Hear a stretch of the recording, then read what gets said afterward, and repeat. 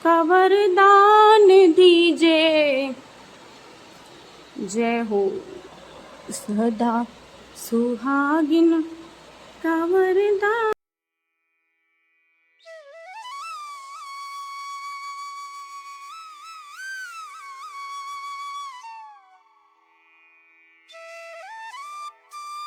आज है वट सावित्री का व्रत और आज हम करने जा रहे हैं वट सावित्री की पूजा। और हम पूजा कैसे करते हैं वो देखते रहिए, हमारे ब्लॉग्स में हम दिखाते रहेंगे आपको। देखिए तो हम वट सावित्री की पूजा कैसे करते हैं।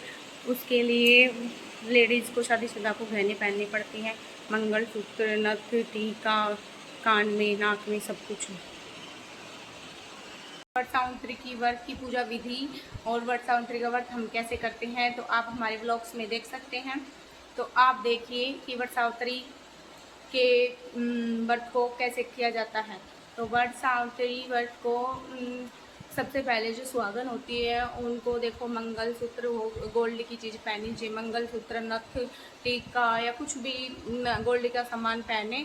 और पूजा की मैं विधि बता देती हूँ, जैसे मैं करती हूँ, गौरी माता मुझे करवाती है वैसे मैं पूजा विधि कर लेती हूँ। तो मेरा व्लॉग तो कोई बनाने वाला है नहीं, इसलिए मैं मेरा व्लॉग खुद बनाती हूँ। आई होप मेरा व्लॉग आपको अच्छा लगेगा। तो मुझे जैसे जैसे गौरी माता को मैंने याद किया, गौरी माता ने मुझे जैसे बताया वैसे मैं कर रही हूँ, क्योंकि मेरे सास तो है नहीं और जो दौरानी जेठानी है वो बाहर रहती हैं। तो जैसे भी मैंने गौरी माता को याद किया तो गौरी माता ने मुझे जो जो मन में चीज़ें डाली वो मैंने कर ली, और मैं ऐसे ही करती हूँ जैसे मैया बताती हैं वैसे ही। तो देखिए मैंने सामान क्या क्या रखा है और पूजा विधि मैं कैसे करूँगी कैसे नहीं, आप मेरे व्लॉग्स में देखते रहिए। वट सावित्री पूजा विधि और वट सावित्री का मैं वट कैसे कर रही हूँ, ठीक। देखिए गाइज, तो ये मैंने बड़ की, अगर कोई जैसे बड़ है वहाँ पर नहीं जा सकता तो घर में बड़ की डाली ले आएँ। तो देखो ये एक पत्ता छना हुआ, मेरे को मैंने देखा नहीं तो मैं इसको तोड़ के अलग कर देती हूँ, क्योंकि ये सुहाग भाग की चीज़ है। तो इसको हटा देते हैं हम। मैं इस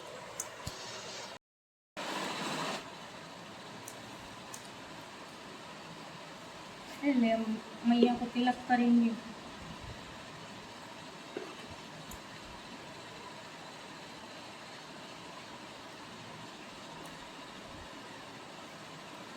जय हो गुरु गणेश जी महाराज की जय हो, जय हो गौरी मैया,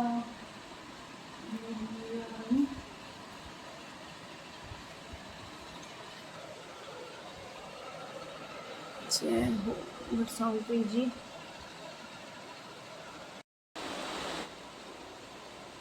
इनको तिलक करेंगे और तिलक को यहाँ से यहाँ तक करेंगे। फिर हम ये जो सिंदूर है, ये सिंदूर किसी को नहीं देना चाहिए, क्योंकि इससे तंत्रिक विद्या भी हो सकती है। ये माता पे चढ़ाएंगे। जय हो सदा सुहागन का वरदान दीजे, जय हो सदा सुहागिन का वरदान। ये हम सदा सुहागन का वरदान दीजे।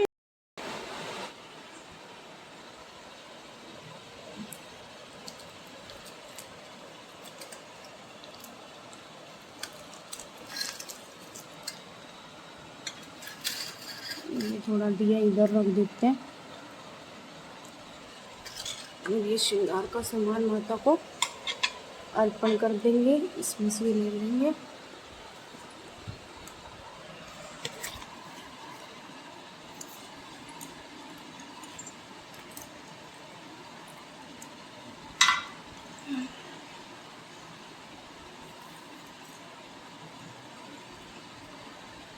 हो मैया मेरी भोली चुनरिया में, मैया मेरी सीधी बावरिया रे।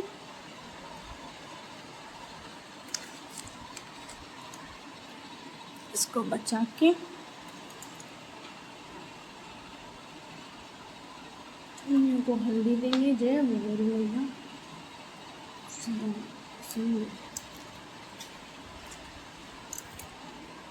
जय।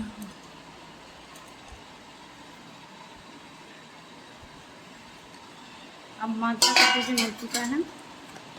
माता को ये होता है कलावा, माता को कलावा चढ़ाएंगे, गणेश जी को भी कलावा चढ़ाएंगे माता में। अब गुरु गणेश जी को भोग लगाएंगे। जय हो गणेश जी महाराज। माता गौरी को भी जुड़वाएंगे। जय हो गौरी मैया, मेरा सुहाग सदा सुहागन रखना मुझे। ये सिंदूर को इधर रख देंगे, लेकिन इस सिंदूर को हम किसी को नहीं देंगे, वरना इस सिंदूर से कुछ भी हो सकता है। जो अगर एक बारी वट सावित्री के उसका सिंदूर हो जाए। अब हम वट वृक्ष की पूजा करेंगे। तो वट वृक्ष को हम क्या करेंगे, इसकी हम फेरी लेंगे।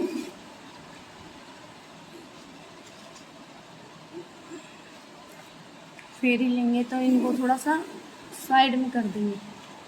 आप देख सकते हो, इसको साइड में कर दो, लोटे को साइड में। अब इनका हम करेंगे पूजा। अब ये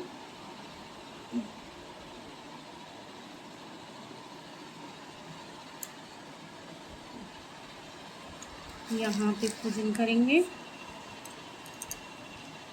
ये दिया बहुत ज़्यादा वो कर रहा है।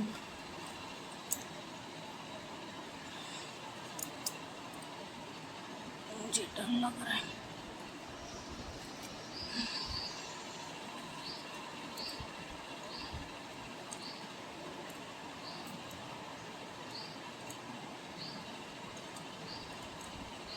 अब हम नाड़ बांध देंगे, ऐसे बांध के रख देंगे, ऐसे ही। और इसी से इसी नाड़ की हम फेरी देंगे। फेरी कैसे देंगे, ये तो इधर छोड़ देंगे, इसको आप देख रहे हो मैंने इधर छोड़ दिया। इसको कलावा को फूल चढ़ाए, छिपे दिए और सिंदूर लगाए, चंदन लगाया,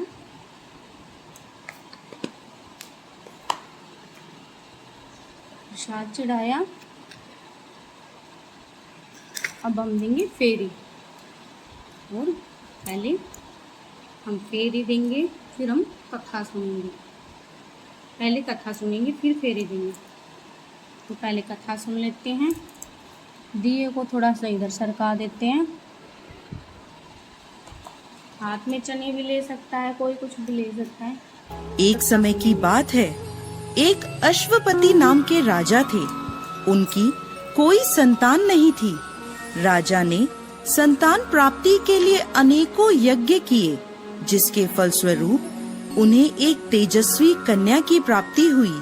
राजा ने कन्या का नाम सावित्री रखा।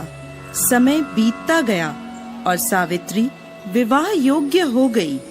एक दिन राजा ने सावित्री से कहा, सावित्री, अब तुम विवाह योग्य हो गई हो, इसलिए स्वयं अपने लिए योग्य वर की खोज करो।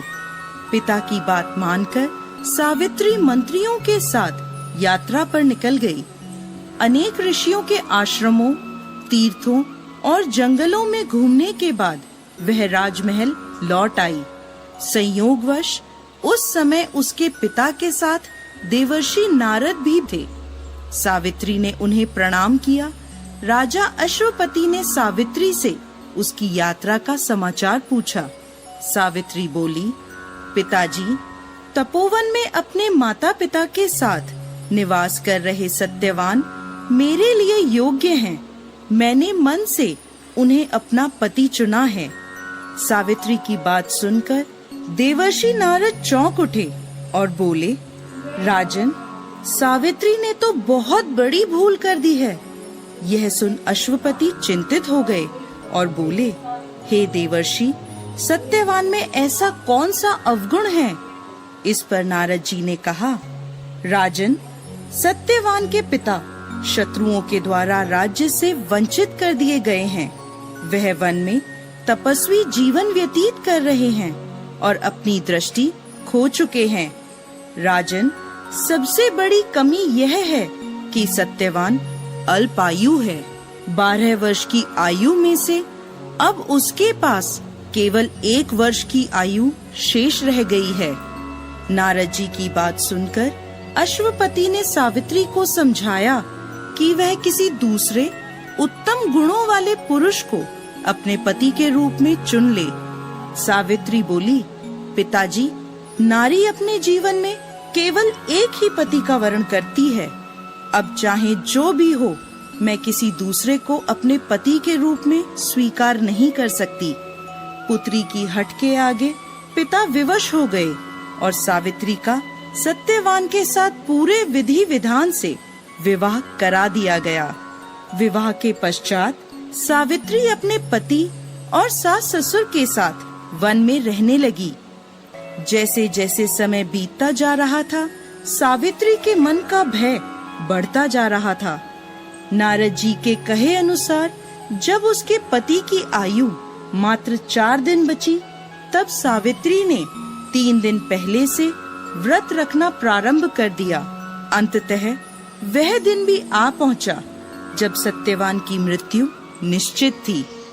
चौथे दिन जब सत्यवान लकड़ियां लेने वन को जाने लगा, तब सावित्री बोली, हे नाथ, मैं भी आपके साथ वन को चलूंगी। सत्यवान के मना करने पर भी वह सास ससुर की आज्ञा लेकर अपने पति के साथ वन को चली गई। वन में सत्यवान ने जैसे ही पेड़ से लकड़ी काटना शुरू करा, उसके सर में असहनीय पीड़ा होने लगी और वह पेड़ से उतर गया। सावित्री समझ गई कि उसके पति का अंत समय निकट है, अतः उसने अपने पति का सर अपनी गोद में रख लिया। लेटने पर सत्यवान अचेत हो गया। सावित्री चुपचाप आंसू बहाती ईश्वर से प्रार्थना करने लगी।